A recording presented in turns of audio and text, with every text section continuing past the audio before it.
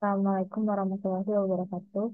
Selamat datang pada video penggunaan tutorial software Lingo. Software Lingo merupakan salah satu software atau aplikasi yang dapat digunakan untuk menyelesaikan permasalahan terkait linear programming, termasuk untuk integer linear programming. Adapun untuk contoh formulasi permasalahan yang dapat diselesaikan menggunakan Lingo adalah sebagai berikut. Untuk menyelesaikan permasalahan terkait integer linear programming menggunakan software Lingo, kita perlu mendefinisikan dua hal terlebih dahulu. Kita definisikan terlebih dahulu set data. Set data ini adalah variabel-variabel apa saja yang memiliki indeks pada permasalahan atau formulasi yang akan kita gunakan. Yang mana pada contoh ini terdapat dua indeks, yaitu indeks gudang dan toko. Untuk gudang yaitu 1 sampai 2 dan toko itu untuk 1 sampai 3. Kemudian pada set ini kita juga mendefinisikan setiap variabel-variabel atau parameter yang kita gunakan. Seperti pada variabel X itu menggunakan indeks gudang dan toko. Sehingga kita bisa menggunakan mendefinisikannya dengan link XIJ. Kita sebutkan setnya apa, yaitu gudang dengan toko untuk variabel X. Begitupun untuk variabel C, S, dan D. Kemudian setelah kita selesai mendefinisikan setiap set yang kita perlukan, maka kita perlu menyelesaikan set dengan menggunakan AND set. Langkah selanjutnya itu kita mendefinisikan data atau data apa yang kita gunakan untuk menyelesaikan permasalahan kita. Pada contoh ini, kita menggunakan tiga data, yang mana data C itu menunjukkan biaya, S itu menunjukkan kapasitas, dan D itu menunjukkan permintaan. Data yang kita gunakan bisa kita peroleh dari data pada Excel, yang mana untuk memanggil data pada software lain atau pada aplikasi lain di luar dari Lingo, kita bisa menggunakan fungsi add oleh atau add object linking and appending, yang mana fungsi ini dapat memanggil aplikasi lain yang bisa digunakan pada Lingo. Salah satunya itu Excel.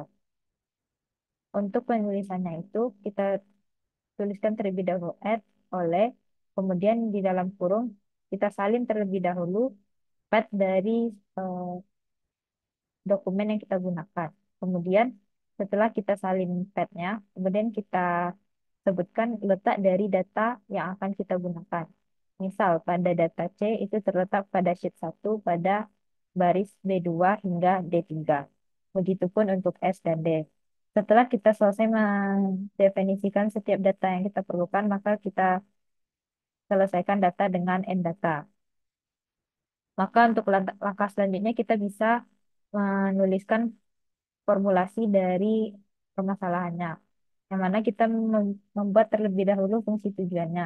Fungsi tujuan yang kita gunakan pada permasalahan ini adalah fungsi minimasi, yaitu minimasi sigma I sama dengan 1 sampai 2, sigma J 1 sampai 3, CI XJ. Yang mana untuk notasi sigma pada software Lingo kita bisa memanggilnya menggunakan perintah sum atau add sum, yang mana gudang ini adalah sebutkan set yang sudah kita sebutkan pada set data sebelumnya, dan set data itu memiliki indeks apa. Pada persoalan ini, gudang memiliki indeks I. Begitupun untuk notasi sigma pada J, yang mana nanti selanjutnya kita akan membuat enumeratornya yang menunjukkan bahwa eh, fungsi ini akan menjumlahkan perkalian antara CIJ dengan XIJ. Kemudian selanjutnya kita mendefinisikan constraint atau fungsi kendala. Pada permasalahan ini terdapat tiga fungsi kendala, yaitu kendala kapasitas suplai gudang, kendala demand dari toko, dan bilangan integer.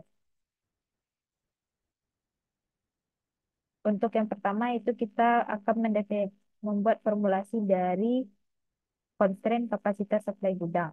yang mana kapasitas supply gudang ini kita mendefinisikannya untuk set data yang gudang. Sehingga kita untuk mendefinisikan perulangan tersebut, kita bisa menggunakan fungsi for atau add for. Kemudian kita tulis yaitu set datanya yaitu gudang dengan indeksnya yaitu J. Yang mana kita bikin ekspresi dari atau formulasi dari kendala tersebut adalah add sum, yang mana set datanya adalah toko dengan indeksnya adalah J, yaitu XIJ kecil sama dari SI. Begitupun untuk constraint dari demand toko dan juga bilangan integer. Namun pada constraint bilangan integer ini untuk memberi perintah atau mendefinisikan bahwa hasil yang kita inginkan itu harus terdapat atau dalam bentuk bilangan bulat, maka kita menggunakan fungsi addGain untuk variabel xij, sehingga nantinya hasil dari keputusan Linggo akan berbentuk bilangan bulat. Lalu kita ketikkan N untuk menyelesaikan semua formulasi yang kita gunakan. Lalu kemudian kita bisa menyelesaikan permasalahan ini dengan mengklik tombol solve ini. Kemudian akan muncul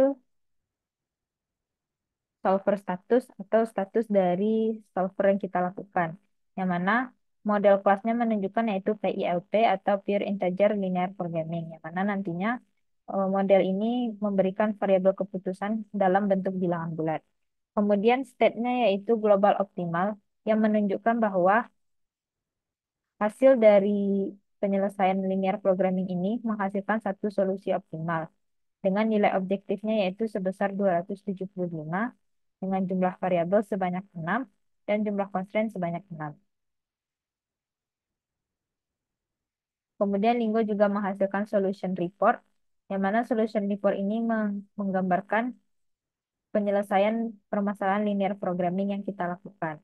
Yang mana pada bagian atas itu menunjukkan ada objective value-nya, yaitu sebesar 275 dengan model kelasnya yaitu PILP, total variabelnya 6 dan total constraint-nya ada 6.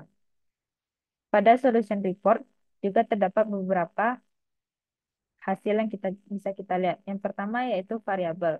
Variabel ini menunjukkan variabel keputusan yang kita gunakan pada formulasi kita. Yang mana yaitu ada X11, X12, X13, X21, X22, dan X23. Begitupun dengan C, S, dan D. Kemudian nilai value ini menunjukkan bahwa berapa nilai optimal untuk setiap variabel keputusan yang kita punya. Misalkan pada X11 menunjukkan bahwa jumlah unit yang akan dikirimkan dari gudang 1 ke toko 1 memiliki jumlah optimal itu sebanyak 20 unit. Kemudian ada reduce cost. Reduce cost ini menunjukkan besarnya kenaikan nilai fungsi tujuan yang mungkin dilakukan untuk setiap variabel.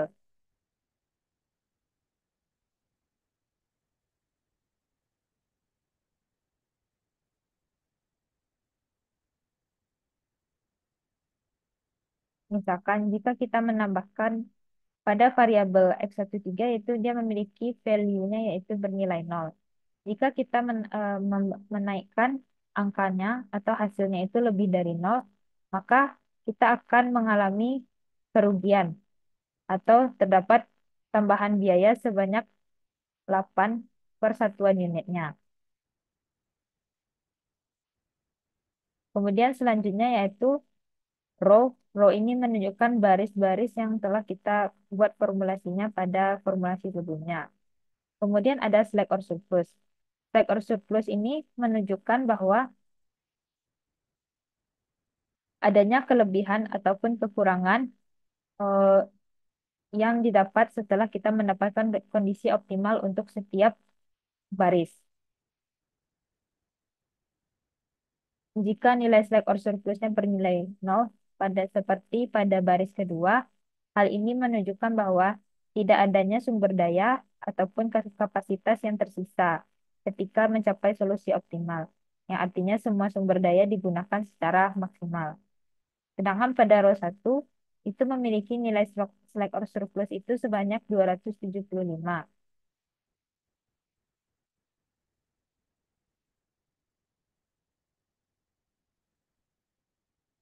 Yang artinya terdapat sisa kapasitas atau masih terdapat kapasitas yang bisa dimaksimalkan pada fungsi tujuannya itu sebanyak 275.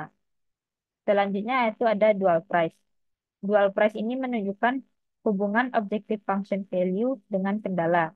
Jika reduce cost-nya menunjukkan hubungan objective value dengan hasil value-nya, sedangkan pada dual price itu menunjukkan hubungan dengan fungsi kendalanya.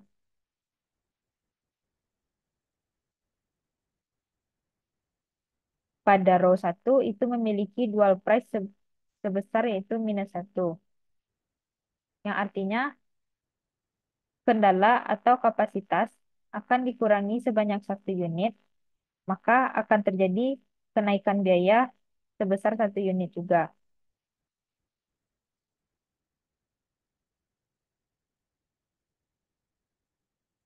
Sekian penjelasan mengenai tutorial software Lingo. Terima kasih. Assalamualaikum warahmatullahi wabarakatuh.